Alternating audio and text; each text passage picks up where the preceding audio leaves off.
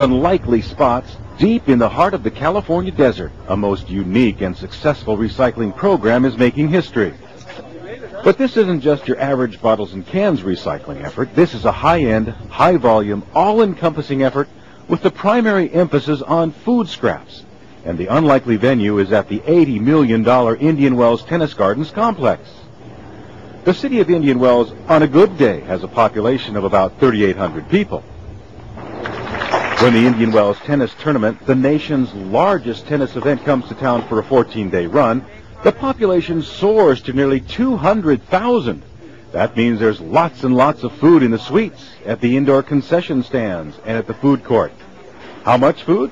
More than 100,000 meals are served during the Master Tennis Series. All that food and drink generates more than 58 tons of waste, food scraps and recyclables, which some say is equivalent to 3 full-size garbage trucks of trash every other day. Definitely the whale in the bathtub syndrome when it comes to a local jurisdiction's recycling rate. This is the prep area, and you can see... So with a grant from the California Integrated Waste Management Board and a little in-kind help, the city of Indian Wells cut a deal with the tennis gardens and implemented what is becoming the model food scrap recycling program in the state. It required education and cooperation from the decision makers on down. The main thing is get the management of the venue on track and on board. Until you do that, the program won't succeed. Once you get them on board, the senior management of whatever the venue is, whether it's a baseball stadium or a concert hall, then the next thing is training. And the training has to go all the way from the top management down to the person emptying the trash can. The kitchen is the center of the operation with a streamlined infrastructure designed for easy use and easy maintenance. All food scraps are placed in clearly marked bins, each strategically placed within a couple of feet of the preparation tables to ensure that they'll be used. It's really quite simple. Food scraps in one, trash in the other. As long as the bins are within easy reach, employee cooperation is high. I think it's a great idea. I really do. We seem to be accumulating quite a lot of food product in these containers, usually fruit, mainly fruit, tons of fruit, like the rinds and everything.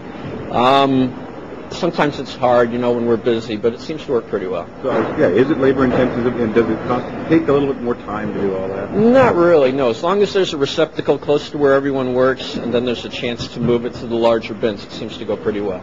It's the coordination in the kitchen that makes all the difference, keeping the smaller food scrap bins moving to the larger containers outside. And the secondary key is preventing cross-contamination. Glass is the biggest enemy to a composter. And even though the containers are clearly marked for cardboard, cans, trash, and food, mistakes can and are made.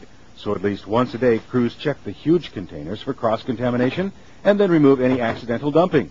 A lot of the public don't really put up the correct trash in the correct places. That's one problem. We need to probably hit it at the source first, do more work at the source than trying to do it at the back end where we don't really want to sift through everything.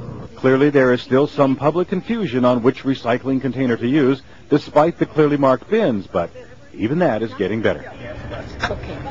It's much easier to train the children. They're very enthusiastic about separating off their organic waste. And for the rest of the population, it'll take a little more time, but it's definitely doable.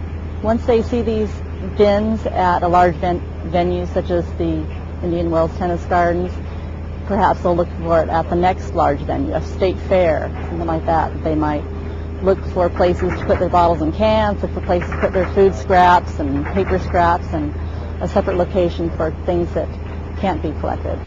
In recycling coordinator terms, this is called back-of-the-house recycling.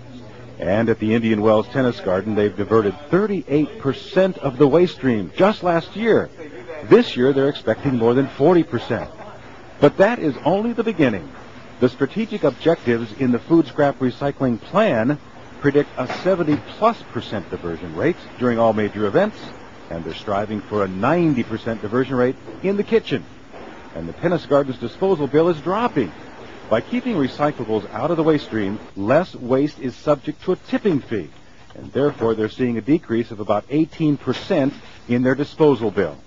And if you think about it, every time a cart of food enters a suite, every time a hot dog and Coke are purchased at a concession stand, every hot pretzel and every ice cream bar comes with something left to be recycled. Organic waste, whether it's food scraps, yard waste, trimmings, it's a valuable resource that shouldn't be thrown away. It shouldn't go to our landfills. It should be changed into a valuable product such as compost and used in landscaping.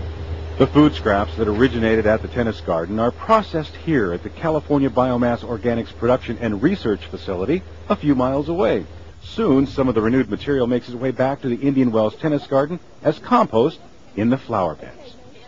Full circle, some would say. Definitely a model for other venues like ballparks, county and state fairs, concert facilities, and schools. Indian Wells leading the way in proving it can be done.